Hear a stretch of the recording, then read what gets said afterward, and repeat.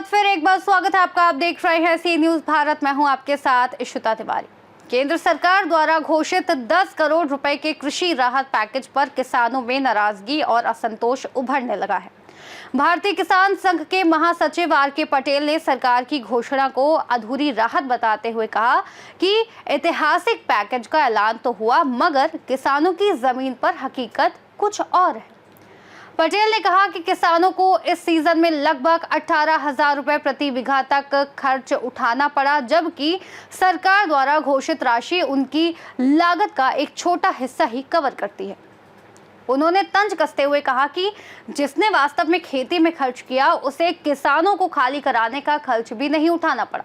जिन लोगों को असल में नुकसान हुआ है, उनके लिए कोई सीधी मदद नहीं दी जा रही है।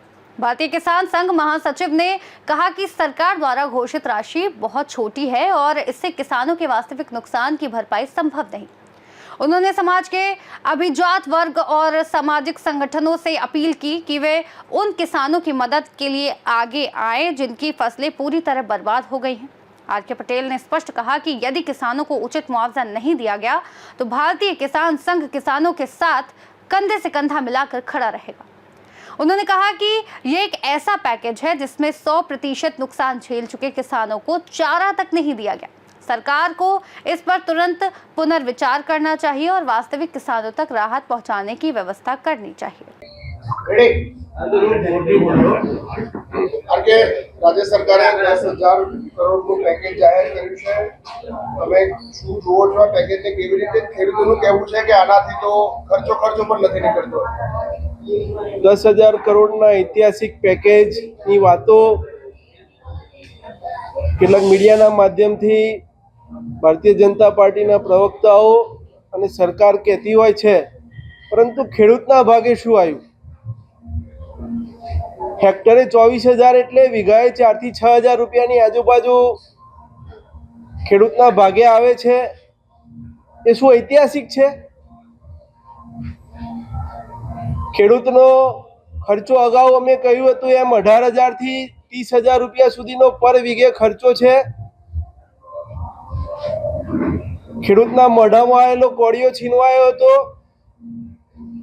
સરકારે અત્યારે જે રકમ જાહેર કરી છે એને કયા ગણિતના આધારે કરી છે નથી સમજાતું।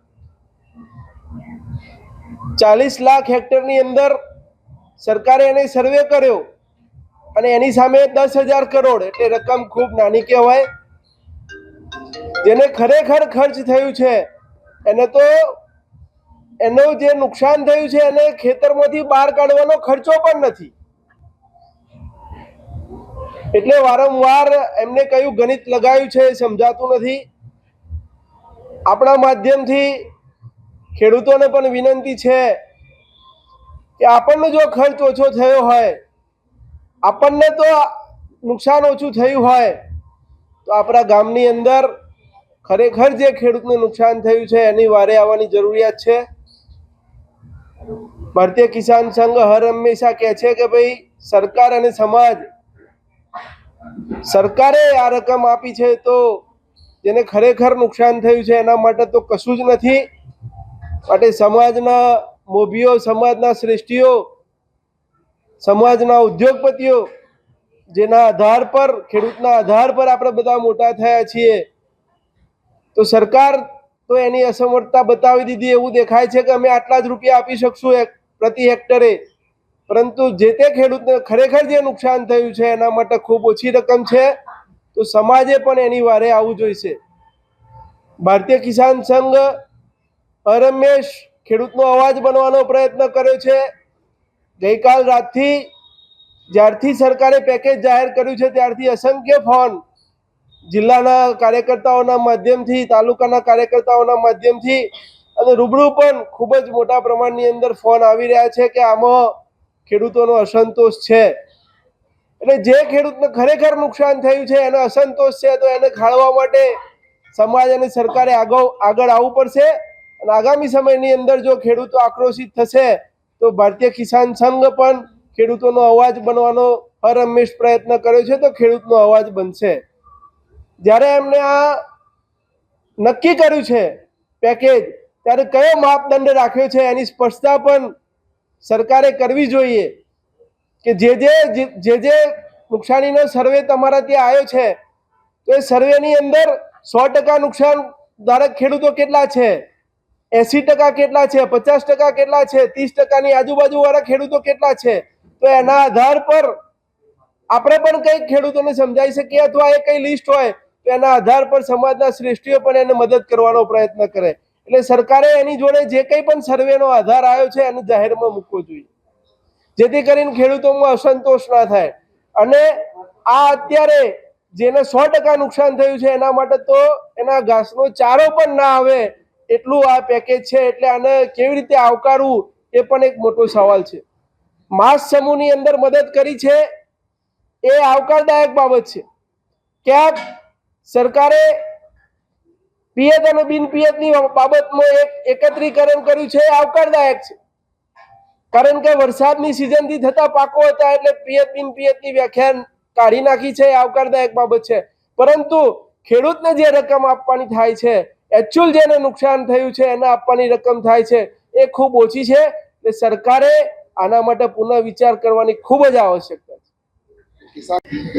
પરંતુ જે બધાને એક સાથે રાખ્યા છે એ બાબત ખેડૂતને બેઠું કરવા માટે પૂરતી નથી. સહાય અને વળતર ખેડૂતને બેઠું કરવાનો હોય એટલે જેને 100% નુકસાન થયું છે એ શું માત્ર આ 6,000ની રકમથી બેઠો થઈ શકશે? એક મોટો સવાલ છે. એટલે એને આપણે કેવી રીતે મદદરૂપ થઈ શકીએ સમાજ અને સરકાર? એટલે સરકારે એકચ્યુઅલ જે નુકસાન થયું છે, જે સર્વેના આંકડા આવ્યા છે એને ડિફાઇન કરવા પડશે કે ભાઈ 100% નુકસાનના ખેડૂતો આટલા છે, 80% નુકસાનના આટલા છે અને 30 થી 50% સુધીના ખેડૂત નુકસાન થયાના આંકડા આટલા છે. એના આધાર પર સરકારે રાહતનું પેકેજ અથવા વળતરનું પેકેજ જાહેર કરવાની જરૂર હતી. જ્યારે પાક તૈયાર થઈ ગયો હતો, વેચીને જે ખેડૂતને 100% નુકસાન થયું છે એ ખેડૂતે એનો અવસર કાઢવાનો હતો, એને માત્ર 6,000 રૂપિયા, એટલે એને આપણે કેવી રીતે ઉભો કરી શકશું?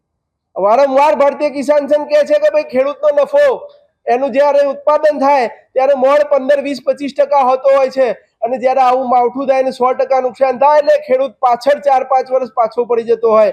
એટલે એ ખેડૂતને બેઠા કરવા માટે ખેડૂતને એકમ બનાવવાની વાત છે.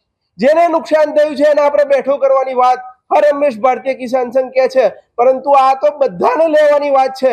અને 35% નુકસાન થયું હોય એને પણ એ વળતર, અને 100% નુકસાન થયું હોય એને એ વળતર, તો આપણે ખેડૂતને કેવી રીતે મદદરૂપ થઈ શકશું? એટલે સરકારે કદાચ 100% વાળા નુકસાન કરતા ખેડૂતને જે સહાય દેવાની હતી એની અંદર જો અસમર્થતા બતાવી છે કે અમે આટલા જ રૂપિયા દઈ શકશું, તો સમાજના શ્રેષ્ઠીઓએ, સમાજના ઉદ્યોગપતિઓએ અને જે ગામની અંદર જે ખેડૂતને વધુ નુકસાન થયું છે એને મદદરૂપ થવા માટે વારંવાર ખેડૂતોએ આગળ આવવું પડશે, સમાજે આગળ આવવું પડશે, સમાજના ઉદ્યોગપતિઓએ આગળ આવવું પડશે. કારણ કે સરકારે તો પોતાની અસમર્થતા બતાવી દીધી છે. સરકાર આ બાબતે રાજ્યના મુખ્યમંત્રી શ્રી મૃદુ અને મક્કમ છે, એ પણ આનો ઇતિહાસ તપાસી અને આપણો જે પંડિત દીનદયાળ ઉપાધ્યાયજીનો એકાત્મ માનવવાદ છે કે ભાઈ જેને સાચું નુકસાન છે એને આપણે મદદરૂપ થવું છે, તો એની અંદર પુનઃ વિચારણા કરવાની ખરેખર જરૂરિયાત છે. ભારતીય કિસાન સંઘે પહેલા બી કીધું હતું કે ભાઈ જે ખેડૂતને નુકસાન થયું છે, 100% નુકસાન થયું છે, એને 18,000 થી લઈને 28,000 રૂપિયા ખર્ચ થયો છે. એ ખર્ચને આપણે ધ્યાને રાખવાની જરૂરિયાત હતી. એની અંદર કદાચ આપણે ચૂક થઈ હોય એવું દેખાઈ રહ્યું છે. ક્યાંક હેક્ટરે કિસાન સંઘે 18,000 થી 28,000 ની માગણી કરી હતી, ના, 1 વીઘાએ 18,000 થી 28,000 ની માગણી કરી હતી. એટલે કેટલાક મિત્રોએ એ વખતે ક્યાંક કોન્ટ્રાવિઝન થયું હતું કે ભાઈ કિસાન સંઘે હેક્ટરે 18,000 થી 28,000 ના, પણ કિસાન સંઘે 1 વીઘાએ 18,000 થી 28,000 ની માગણી કરી હતી. એ જરા આપણા માધ્યમથી क्लैरिफिकेशन કરવામાં. गुजरात गांधीनगर से सीनियर संवाददाता अमित पटेल की रिपोर्ट। किसान संघ के इस बयान के बाद ये साफ है कि सरकारी राहत पैकेज को लेकर किसान संगठनों में असंतोष गहराता जा रहा है। अब ये देखना होगा कि सरकार किसानों की मांगों पर क्या ठोस कदम उठाती है या ये पैकेज भी केवल घोषणाओं तक सीमित रह जाएगा। इस खास रिपोर्ट में फिलहाल इतना ही। देश और दुनिया की तमाम बड़ी जानकारियों के लिए आप देखते रहिए सी न्यूज़ भारत।